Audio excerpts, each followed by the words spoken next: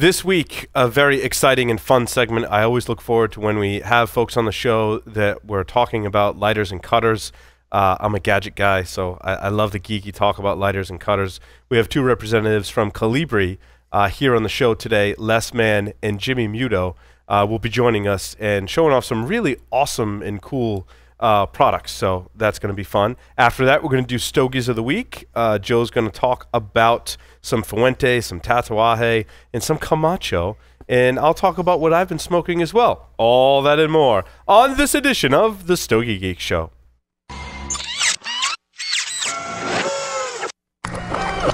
This is a Security Weekly production. Broadcasting live from G-Unit Studios in Rhode Island, it's the show where cigars burn slow, ashes fall fast, and cocktails flow steady. It's the Stogie Geek Show. Welcome, everyone, to the Stogie Geek Show. Joe and I are already silly. Oh, yeah. Joe Hozempa, a.k.a. Joe Hollywood, is here with me in studio. I'm fired up. Havana Cigar Club, located in Warwick, Rhode Island, is a great place to enjoy a drink and a cigar. Stogie Geeks listeners can find a $5 off coupon on our website by clicking the HCC logo. It's afternoon, right? Because we're drinking. I mean, it's noon.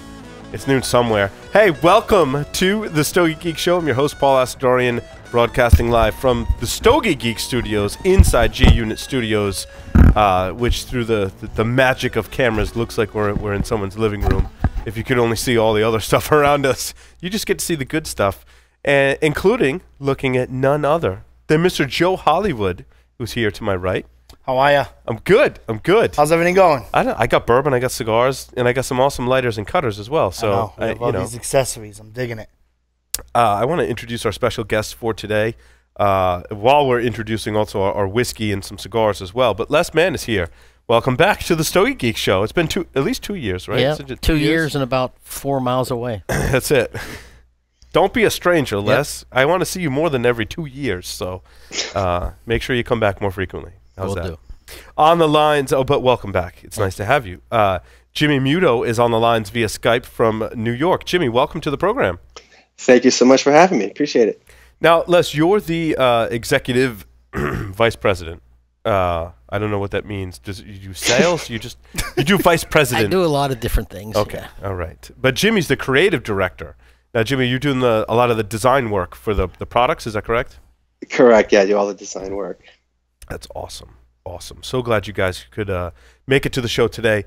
I want to start really quick because I took a sip of my bourbon and I almost want to turn it into like a pairing thing. Jefferson's Reserve. Oh, yeah. Oh, is this? Oh, that's an Ocean. That's different. That's not what I poured. This isn't what you poured? No, that's Jefferson Ocean. That's the seventh. That was the last bottle. Yeah, that's the seventh bottling. The problem. It's not a problem, but like in the afternoon, sure. The like alcohol content in that is. Woohoo! Really? Yeah, we'll be loopy. We'll have to do this for the second segment. Yeah, it's a cask strength is the Oceans, and that's I was loopy on that last Thursday. So I poured the other Jefferson's Ocean, which is the regular Ocean. It's not Jefferson's Reserve, which is not as expensive as that, and I think it's a sherry cask. Although we'll get the bottle at some point in between segments or something and talk about that. I was just a very like cherry sweetness on the finish. So. I picked up this very special Opus X cigar that I'm going to smoke on the show. This is like the 13th series. They did a very special series. I don't know if we can. Hey, Les, could you hold that up? Yeah, Les, we got the. There we go. Yeah, hold that up there. I'm the Vanna White of the show here. Les is going to be our Vanna White and hold up the cigar. There you go. Yeah, that's the 13th. You mentioned Half Wheel earlier. They've done a review of this cigar. We've smoked them before. I don't have the whole story ready, but. I grabbed it quick before the show because I wanted to smoke something special because we're going to use a bunch of special cutters and lighters, so I figured why not. And, Joe, you also got a special Fuente cigar. Yeah, I already took off my labels. We covered that on the show already before. ripped. Yeah, that's also a Fuente. Yes. Destino Siglio in that Perfecto size. Yes. Will Cooper and I smoked that on the show a while ago. We actually split a box, which is how I have those. Awesome. So I'm going to use this new, maybe as I'm cutting it, because it's not all that exciting to see someone cut a cigar on camera. I mean, it is with that. It is with this, right? And this is like a really cool. So there's a straight cut on one side and a V cut on the other side, and then there's a dial on the bottom that I can change between them. Is that right? No. No? It's to get all the tobacco, the clippings out at the bottom. Okay. That's It's where like my a piggy clippings bank. go? Yes. Yeah. I gotcha. Yep. And it's super heavy. How much does this thing weigh, Jimmy? Oh, it's a couple pounds. Yeah. I thought you'd have the exact weight, right? It's 2.75 pounds. No, this thing's really, and this obviously is like for your desk, or I know a lot of cigar shops don't leave stuff like this laying around because it tends to disappear. Well, actually, the better shops now are putting it on the counter. Yep. So the consumer, everything is about getting it in your hands and testing it. Mm-hmm. So just like you said before, you didn't really know what it was and how it worked. So the better shops are actually putting one of these on their counter. Ooh, it's a nice cut. Where they can test it and enjoy it. I love the deep V cut. We've had this conversation a lot. The deep V cut is where it's at. Well, I don't know, Jimmy, how many years ago, but I can proudly say that the whole V-cut craze and what's going on with the V-cut in the marketplace is, in my opinion, 100% due to our guest in New York that designed it and did everything to it. And it changed the market, really, because I've been smoking cigars for a long time, and a lot of us that were involved with the Stogie Geeks show had as well. And when I was describing the V-cut, they're like, "Oh yeah, I've tried those before. I don't like it." I'm like, "No, you got to try this one." Yeah. And they try it, and they're like, "That's really new." I'm like, "I told you." Hey, do you have a lighter, Les, that I could perhaps borrow? I certainly do. So this is Vanna White again. Vanna White. This is our Quantum lighter, and it actually is a built-in triple flame lighter with the V-cut that you've used before. So basically, you just slide down, Yep. hit the buttons. So awesome. Yep. This one's beefy. It's not as heavy, but it's pretty beefy. It's a gorgeous light. I love the black on black. Yeah, That's the really, black on black is definitely gorgeous. It's got the triple flame, Yep. and then it's got the deep V. So, Jimmy, while I light my cigar, why don't you tell us about the deep V cut, since we're on that topic, and I think we just talked about how it kind of has been in our culture changed our perception of V cutters. Well, how did you basically set out to develop a better V cut? Sure. Well, the V-cut has been a traditional cut for decades. I remember when I was doing research in the New York City Library, just looking at designs and what had been done in the past. I even found Tiffany made a V-cut in the 30s or the 20s, and so it's been a cut that's been around for a long, long time. But I think that what happened was that I think that is, folks like us who make accessories for the cigar smoker hadn't really caught up with the trends and with what was going on with cigars. Namely, the cigars had gotten really huge, and they gotten large ring gauges, and the V-cuts that had been around just didn't perform well, and no one really had thought of or really developed a cutter that would accommodate or better cut a large cigar. No, so Jimmy, I think it's even more extreme than you are describing. I think way back in the day, cigars were really what we would consider today a very small ring gauge. They kind of moved up to a normal ring gauge, and then they just got ridiculously huge. When I say small, they were very tiny. They were, maybe a little bit more than a cigarette, the Tiffany model. But even in the 70s and the 80s and then the 90s, we had V cutters, and they sold okay, and they were part of our line, and they slowly got out of favor. And I think what we noticed was that they just didn't accommodate the larger cigar.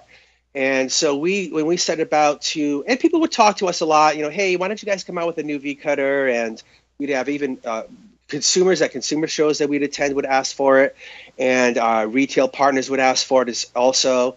And it finally came to a point where we decided to seriously take a look at it. So like anything we do, we really try to study what it is that we're making so that we make it right, so that we make it so that people find it useful. We pride ourselves on design, but design is not just the appearance. It's actually the functionality of that design. So in studying it, we actually tried, I went through maybe 4 prototypes testing different sizes, not just sizes of ring gauges, but at one point then I decided to test depths. And the story I tell a lot of people is, I'm here in New York City, and I go to a number of the shops here, and one I go to a lot is Nat Sherman. And Nat Sherman, you have a lot of experience tobacconists there. And one of them, who I talked to on this one day, his name's Sam, and he's been there for a long time, knows everything that, is one of those guys that I've forgotten. He's forgotten more than I've ever learned. So I was talking to him one day, and I had been on maybe my 4th prototype, and I had gone really deep. And so I was talking to him, and I asked him, Sam, what makes a good V cut a good V cut? And he said, deep V, because deep V will give you a deep draw.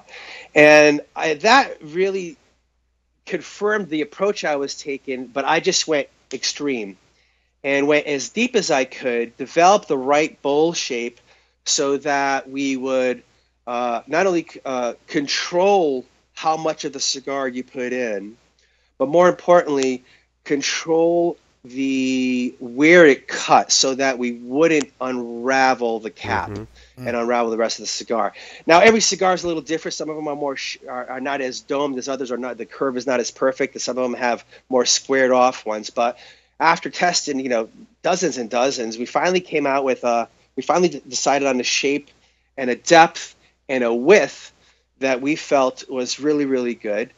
And so we went Jimmy, with it. And I think that's an important point, because I think a lot of us just think like, well, yeah, it's a deeper V. Like, what's so special about it? But as Jimmy pointed out, there's a lot of intricacies with the cigar. If you do cut too deep, your cigars are going to unravel. And how do you prevent against that? And especially not knowing what size someone's going to smoke. I mean, there's a lot of research that goes into that. Plus, there's a lot of research, a lot of trial and error. And the last thing I want to do is destroy someone's cigar. I don't want to do that. So there was a lot of care into it, a lot of trial and error. And then, when we made it, we still weren't 100% sure how popular it would be. I mean, we really, when you make a product, you make it as to perform as best you can.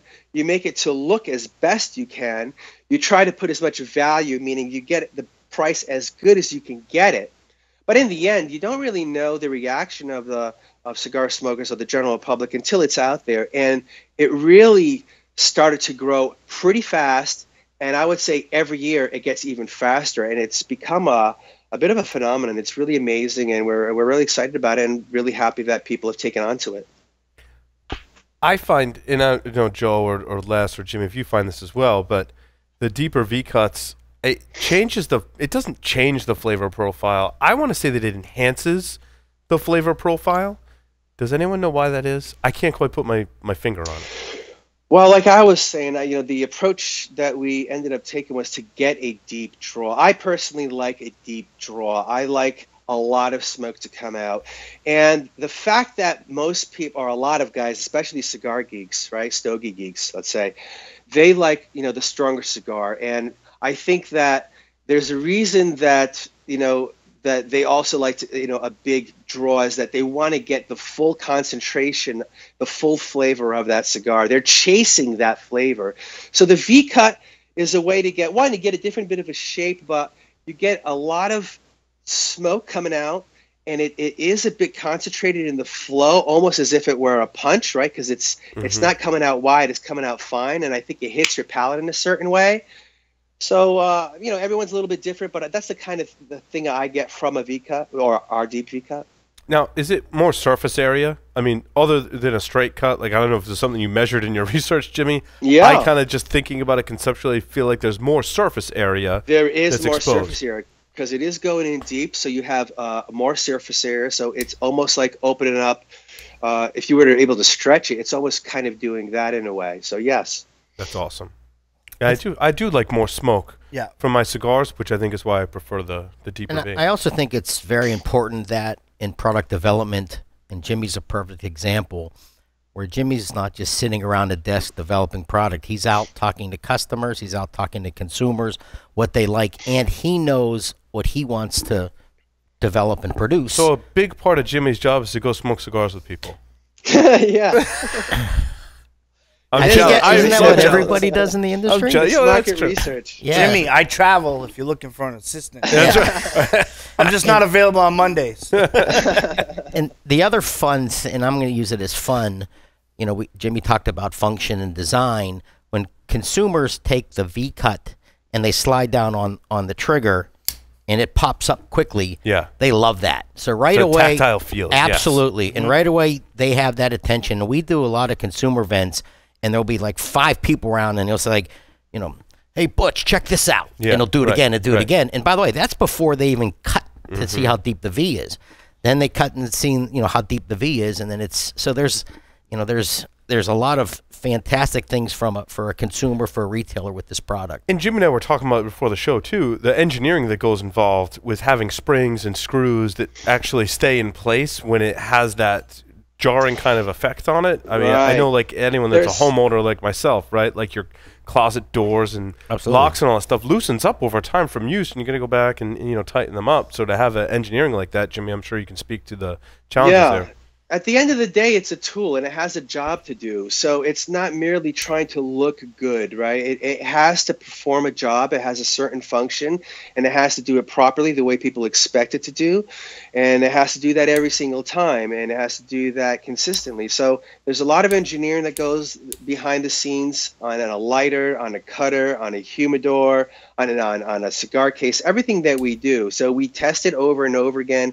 I go through many prototypes. I go through 3D printed dummies to working prototypes to actual metal models. So there's a lot of engineering involved. There's a lot of testing involved to durability, and some of it is just, you know, some of it you don't have machines to do. You just have to do it by hand. So, for example, I know that there was one cutting apparatus that I had to test, and I literally had to cut 7,000 times to see what would happen to the inner parts and see where the wear was happening, and try to improve the strength of parts that appear to be weakening over that time period. Because we want, you know, it's important that the products last. People expect them to last for a long time. They want to hold on to them. They fall in love with their parts. I mean, a lot of guys, cigar smokers, they're collectors. So they don't have just one of our lighters. They have, you know, they have a half a dozen of them, and they'll have half a dozen of our cutters, and they want to keep these for a long time and develop their collection, just like they have a collection of cigars. And true. I think that the approach, Jimmy, a lot, I was just going to say a testament to that is 2 years ago, Les gifted me, what was the model? It was the Boss. The Boss, which had the straight cut cutter built in. Of course, I left it at home today. And has the same triple flame, so it's very much the same as this lighter, except rather than having this new V-cut attached to it, it was a straight cut. I've carried that in my pocket for 2 years, and as Jimmy said, you know, we've got different kinds of lighters. I wanted something I could keep in my pocket at all times, and that was its designated purpose, because I was always forgetting my cutters and lighters. Well, here's one where the cutter and lighter was in one. Like, that's great. One thing in my pocket rather than two. It holds a good amount of fluid. It's efficient with its fluid. And for 2 years, it's been working really well. Now it's dinged up a little bit since then, but I knew designating that as my pocket lighter and cutter that it was going to go through some wear, but it still works just the very same way from the day that I bought it. And everyone knows kind of how grumpy I get when I forget it at home, like today, because it's the one I always keep in my pocket. So if I don't have one where I'm at, I always have that one, and it's worked really well. And you mentioned the fact that you found it, you know, bulky, but one of the first, well, you know, the combination of lighters and cutters, we've been doing that maybe since the mid '90s when we first came out with our first one, and then we later on developed, you know, matching the cutter with a jet flame lighter, and then later on matching them with triple jet flame lighters. And sometimes, you know, people think, wow, it's really bulky, but it's actually less bulky than the two pieces together. Correct. You know, and I think that once people realize that. And people did. So we've done really well with those. People have really liked them, and we have, I guess 4 different ones right now, and people love it. So the bulkiness is not a deterrent. Plus, I think also that many times lighter, you know, smoking cigars is often a destination thing. You know where you're going to have it.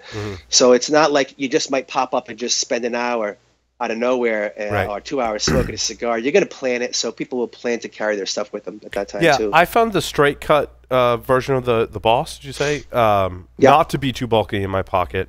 I haven't carried this one in my pocket, but you know, this one's a little bulky on the surface. It's not small. But like you said, it's better than carrying a cutter and a lighter. And also what happens is when you carry them separately, you're going to take your cutter and then maybe leave it on the table, and that's going to get left behind, or vice versa. So having the one thing it's like one thing to keep track of rather than two.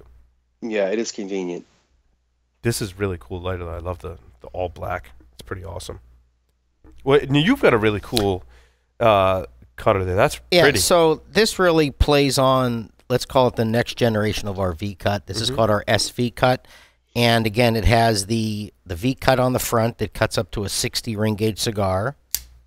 Like that. Same action. And then on the back is an S-cut. So you basically have two cuts. You pick your preference here. Right. Whether if you want the V, you want the straight cut here. Joe, I'll show you this because I know you've been eyeing this. No, but what I really enjoy about the Deep V in the Colibri series is that it controls the amount of depth that you're gonna get. So if you put your cigar, once you open it, unless it's a Lancero, sure. Even if it's a Lancero, right? So that's a good question for Jimmy. Like, but Jimmy can answer that because that gets asked a lot to us, and he's yeah. Go ahead, Jimmy. I've cut Lanceros on both sides of the V cut. So on the V cut, it has that dome, and you can put a Lancero in it. You can put a Figurado in there or Torpedo in there, and you're good. It's not going to go past the cap on most of that I've tried, and I've tried maybe dozens of different ones. So yeah, it does. And it also on the SV side, we also put a governor to prevent you from putting the cigar. And the same thing with the Quasar desktop. We put a governor on the straight cut side so that, again, you don't cut too much off the cigar, mainly because you can't see the other side, because on the other side is the V cut. So normally you would be able to see that there, right?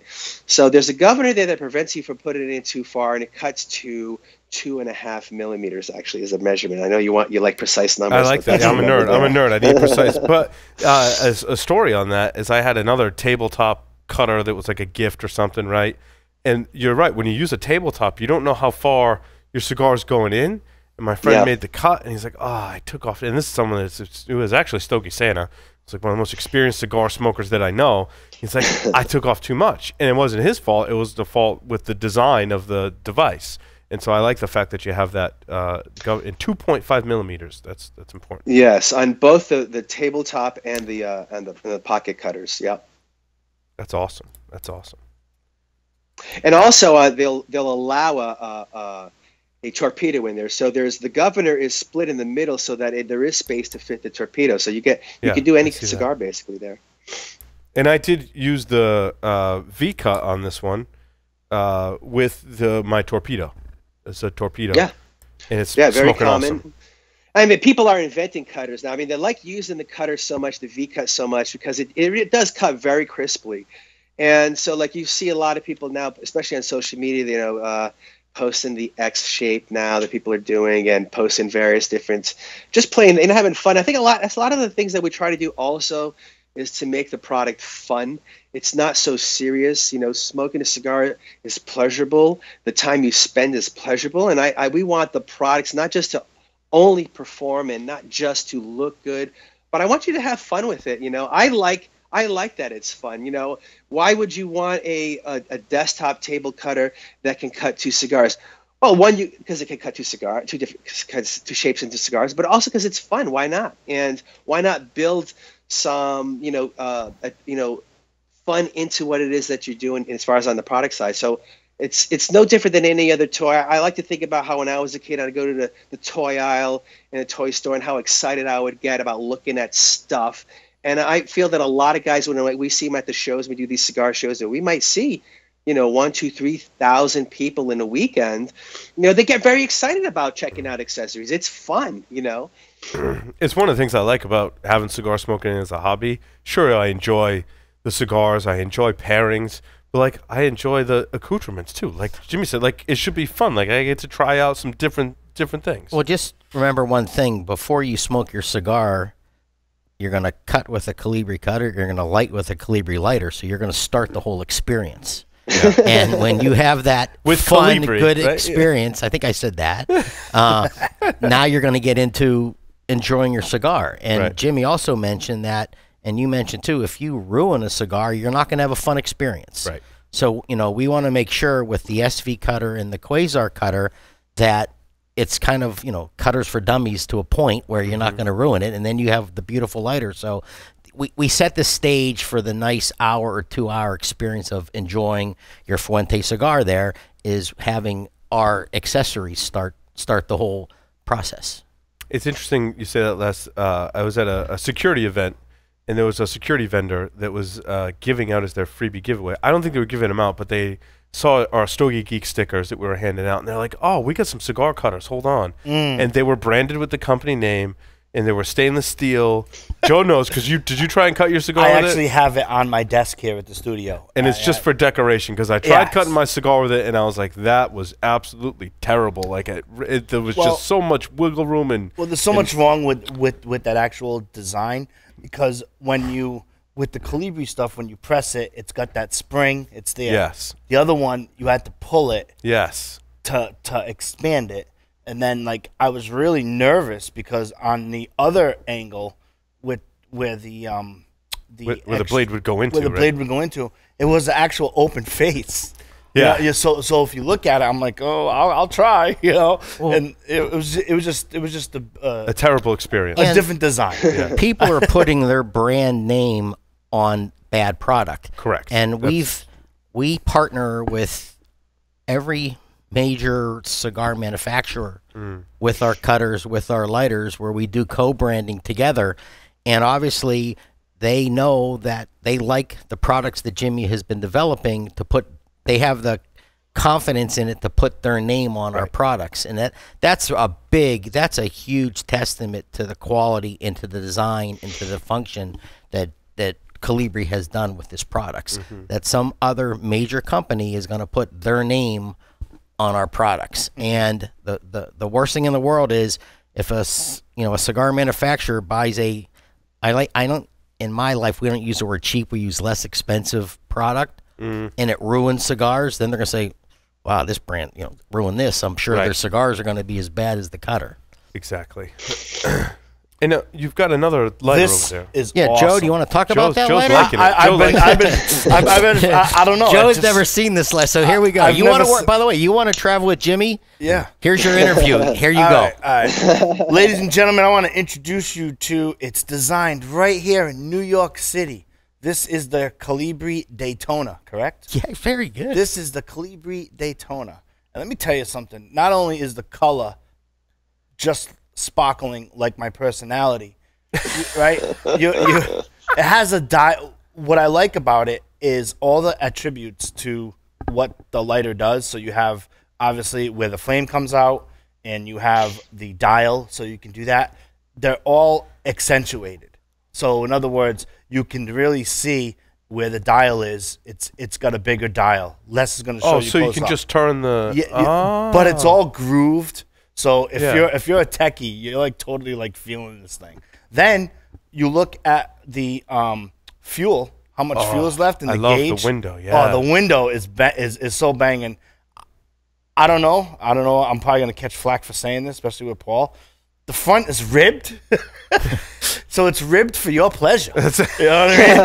It's that tactile feeling, right? Yeah. And I mean, and it's got a single flame on it. It's great for touch-ups. I love the single flame because I'm a touch-up person. He's always touching it up. Like Joe, it's not even burning crooked. He's like, I just like to touch it up. Just by habit, I love to touch my cigars and touch up my cigars. I like to touch them too, and then I love to keep them warm. You know what I mean? So I'm always lighting a cigar, even if it doesn't need it, just for touch up. Even with the ash and stuff like that, it's crazy. Well, I think we can change chairs. Yes. I think you can have after that performance. Show the Stogie Geeks listener show them the ribbed part. Yeah, check it out. Check out the ribs. Now I want ribs. So here's your large fuel window here. Well, no, it'll come to you. Hold on. There you go. There we go. Yep. Here's and you can see that we have it here in a blue color, so you can always see your fuel, the air vents, and this is your trigger, and it's a single flame, and it's available, Jimmy, I think in 8 different colors, from black to gunmetal. But do the bottom too. I'm getting there. Okay. All right. I thought I was interviewing with Jimmy. You had the sale. Yeah. You are into this, huh? I'm totally into it. So do we need a red and a black, a red Patriots color one? Because this is more. We need a red and a black one. Yes. That'd be great. And then here is your flame adjuster, this grooved, it's really cool flame adjuster too that Jimmy designed too. So this is the Colibri Daytona. Yeah, wait a minute. Show it to the bottom from the bottom. because it's got like a screw. It's got giant like if you're a techie, you can navigate through the whole instrument. It's awesome. This is a good question for Jimmy. Speaking of the flame adjustment on lighters, this is one of my frustrations. Is that so many lighters I've owned in the past, like they make you find the perfect size screwdriver, and only the perfect size screwdriver can be used to adjust the flame. Otherwise, you're mashing the metal, and then you can never adjust the flame ever again. Why was it designed like that, and why don't more manufacturers put that nice big thumb screw in the bottom, or make it easier for you to use your finger to do it, rather than a screwdriver of the perfect size? Right. I think that it was just basically a failure on design, and one of the when we're designing product, there are two brands that I really look at, and that is Apple from the 90s and also that brand OXO that made, they became famous in the 90s and the 2000s for making kitchen appliances for the elderly because the elderly would often have arthritis. So they reshaped a lot of products so that it was easy for them to use. And I took that approach, and I take that approach now when I develop all of our products. Because in the end, your products have to work with this, right? Your hands, your fingers. And people, you have to, as a designer, you have to be aware of that. You have to be very aware of that, what your hands can and cannot do. And one of my pet peeves was also the fact that so many lighters that had been done in the past had these little tiny adjusters that you couldn't even do it with your fingernail. And not only that, but a lot of the triggers, for example, were very, very small or very, very thin. So when you press them, they dig into your thumb. So if you look at our products, if you look at our lighters, for example, the triggers, because you hold the trigger down for a while as you're lighting your cigar, as you're toasting the foot, I widened the trigger. A lot of our triggers are actually very wide, so the whole belly of your thumb is pressing on it. That gives you much more friction. You have to press it less hard. It's easier to control. And the same thing with the fuel adjuster. So, for example, on this fuel adjuster, I just made it as tall as I could fit it in the thing. So it's actually 10 millimeters tall, and it's really wide, so that guys with bigger fingers like me and other guys like me that you have big ham hands, it's actually quite easy. And not only that, but you don't have to go from the bottom. You get it from both sides, so you can just pinch it and twist it. That's awesome. And then you have the grooves in it just to provide more friction to make it just a little bit easier. This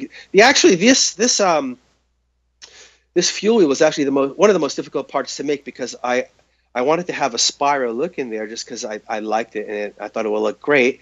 And so that actually became quite difficult to manufacture. But in the end, so it's a big brass piece, but in the end, it's very useful. It looks good. And it does its job very well. And the same thing with the trigger and the fuel on the side where it's blue, so it's easy to see.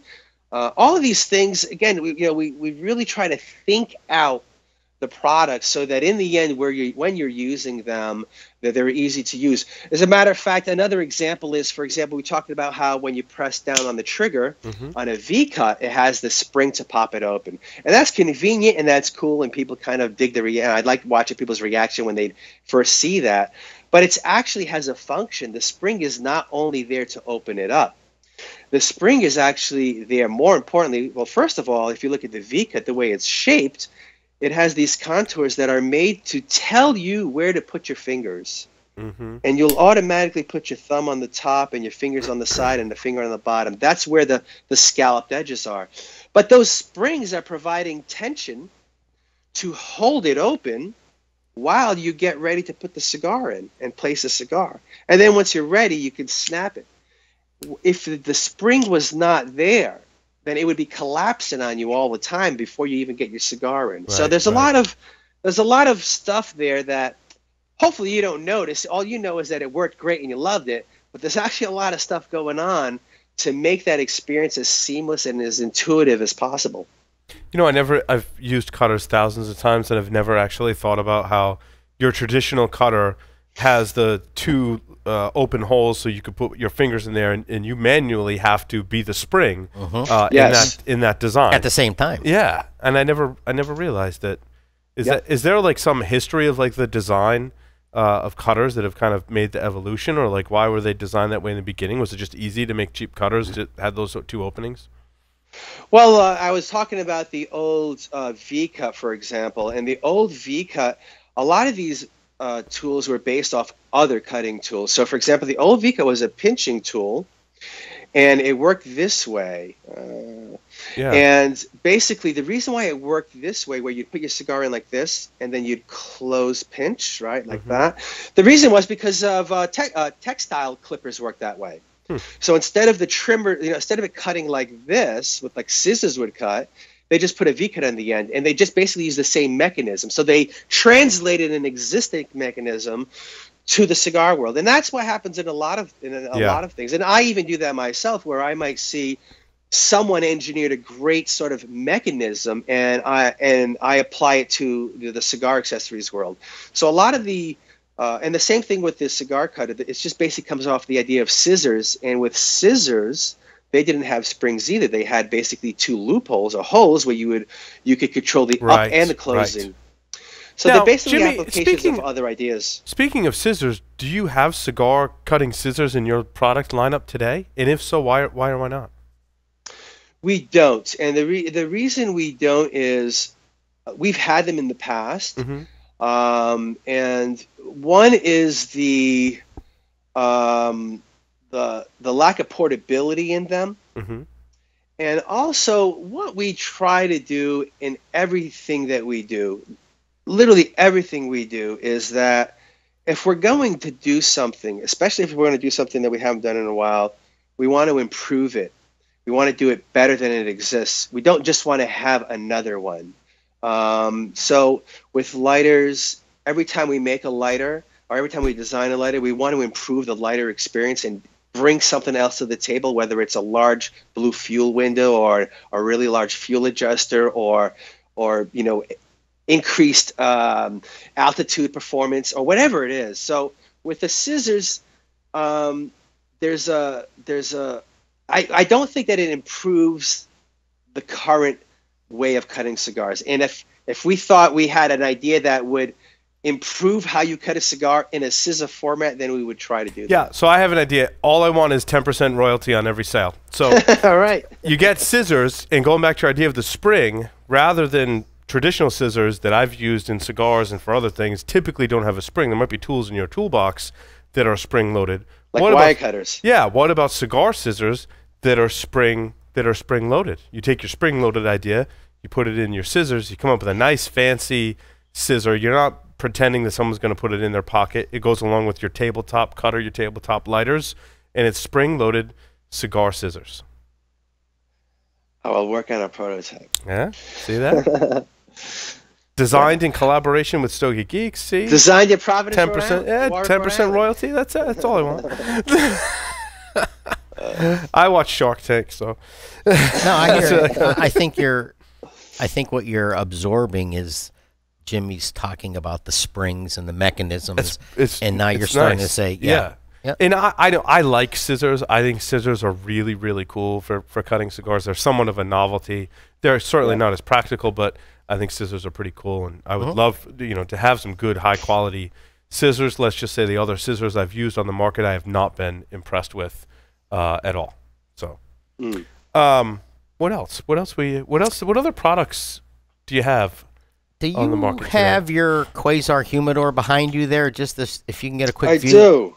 And this is something that the inspiration of the Quasar cutter, Jimmy designed with Daniel Marshall. Ooh, yeah, I like that. Can I stop? Here for comes a second? Our sales guy. Here comes our sales guy. You know what I love about the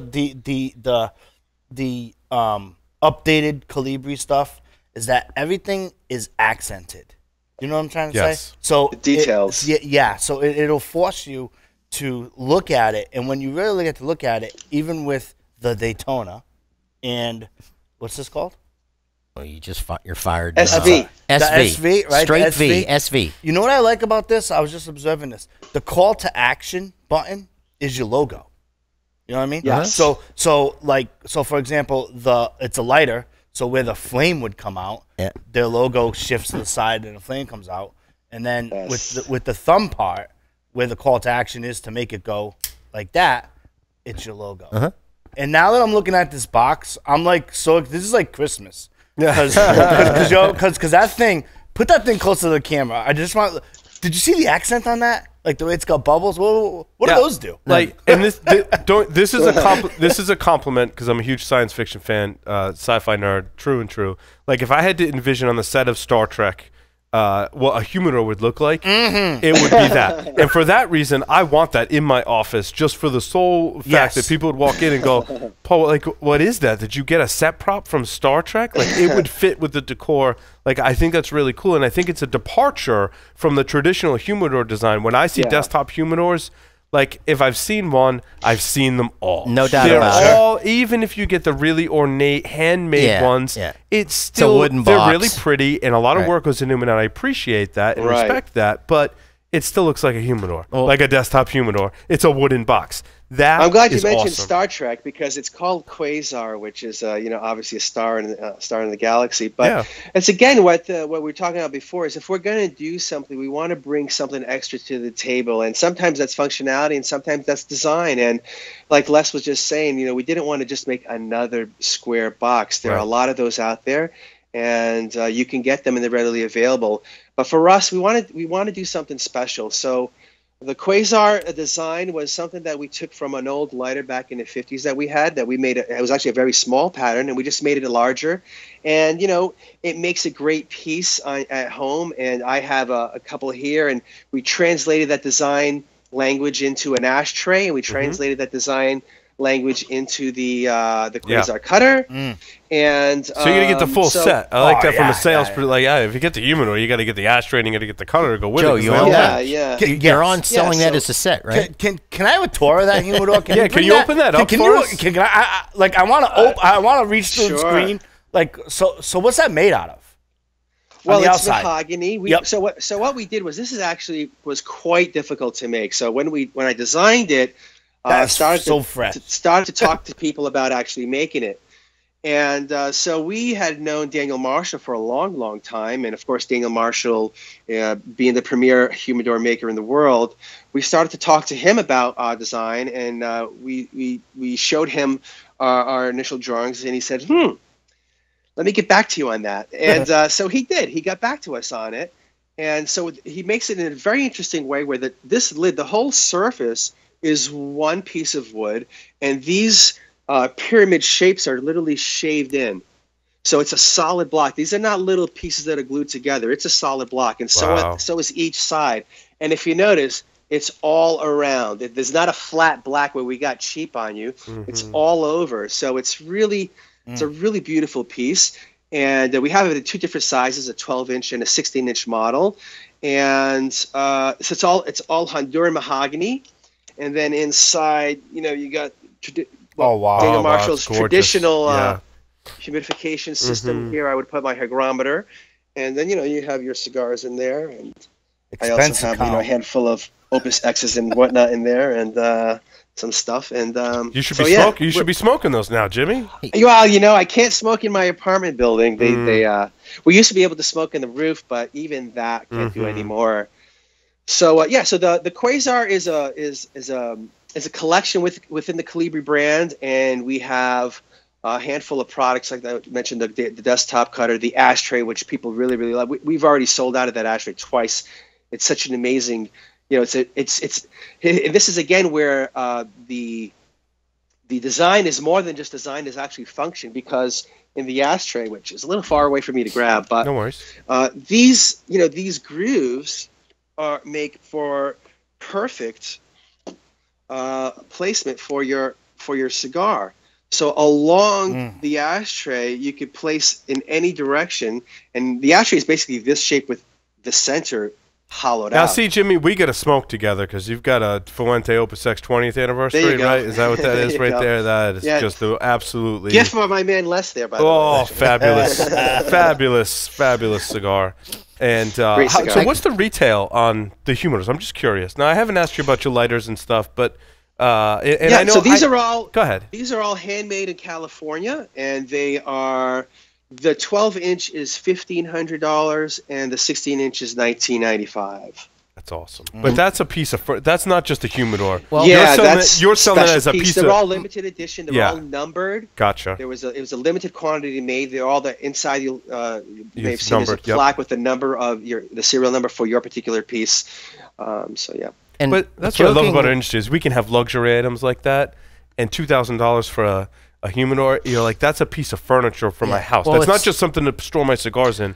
That's a decoration. That's a piece of my home decor that goes along with my lifestyle, my love of cigars, is how I would sell it anyway. Yeah, Joe's a better salesman than I am. That's how I would sell it. I think it's a work of art. And when I'm in our offices in Manhattan, Jimmy and I walk up 6th Avenue to the Davidoff store, and we go right by MoMA, and I said, Jimmy, that's got to get in there someday. Yeah, sure. It is. It's more like artwork. You're right. Between the humidor, the Quasar table cutter, and the ashtray, that it's got to get in there someday. And that, the conversation piece of it, the way it looks, things like that too. And that's really summarizes everything that Jimmy's really done here. When you look at that, I mean, we're at, even at retail and IPCPR, Jimmy dedicates one showcase to the Quasar collection.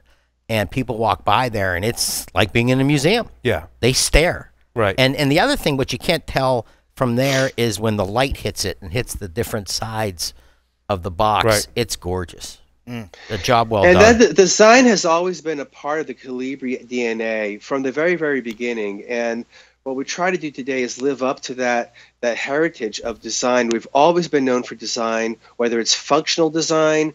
When Colibri was the first to come out with a triple jet flame lighter in 2000, we were the first to incorporate cigar cutters into the lighter. So, and then also people are always really into, if you go back in history, a large percentage of Colibri lighters were sold actually in jewelry stores, and we used to call it Colibri jewelry because it was so beautifully made with whether we had diamond cut facets into it, and then later on it developed, with a lot of color, which we're very well known for now, developing pieces with a lot of color. Design is really important to the Colibri brand. It's important to our heritage.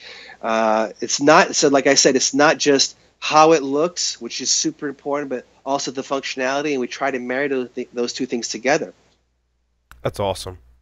And so cigar shops across the world, I'm assuming you can find all the products. Over the world. You can even all over the world. I mean, people in cigars are kind of adverse to online shopping as well, but Amazon carries your products as well as several online places. If you don't have a store near you, I mean, a lot of our listeners legit don't have a place to go and buy product in the physical world, so they have to go online if they want to purchase products. All of our products are available at every major top line tobacconist in the world. That's awesome. Yep, that's awesome. Well, Les and Jimmy, thank you so much for appearing on the Stogie Geeks show. It's been wonderful having you. So, Joe, your sample line will be in the mail, right, That's Jimmy? Right. Get Joe's sample line. Sign him up. Yep. Send it to Stogie Geeks address. Attention, Joe Hozempa. You got it. You got it. Thanks, Jimmy. Thanks Les. For having us. Thank you so much. Appreciate it. Anytime. With that, we will take a short break, come back, talk about our Stogies of the Week. Stay tuned. Don't go anywhere.